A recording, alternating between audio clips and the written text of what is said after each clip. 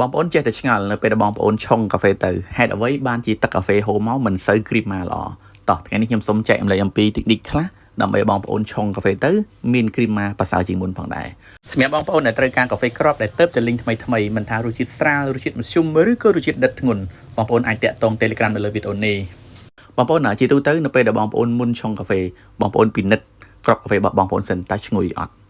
ហើយមួយវិញទៀតដើម្បីតេស្តឲ្យមានគ្រីមម៉ាល្អបងប្អូនត្រូវចាក់ជាមួយនឹង grinder យើងភ្លាមបងប្អូនកិនយកមកភ្លាមបើសិនជាបងប្អូនកិនហើយបងប្អូនយកទៅឆុងអត់សូវមានលំហូរគ្រីមម៉ាខាប់ល្អ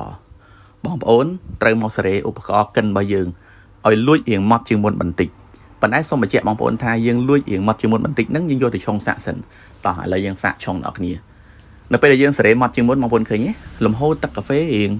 ប្រសើរជាងមុនបន្តិចមានន័យថាគ្រីមម៉ាជាងមុនបន្តិចប៉ុន្តែនៅស្ទើរ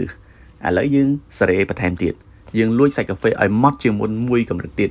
ដើម្បីយើងចង់បានអំពីគ្រីមម៉ាឲ្យខ្លាំងជាងមុនតោះឥឡូវយើងសាកឆុងម្ដងទៀតបងប្អូនឃើញទេអញ្ចឹងលំហូរទឹកកាហ្វេរៀងខាប់ជាងមុនអញ្ចឹងខ្ញុំសូមបញ្ជាក់ប្រាប់បងប្អូនថា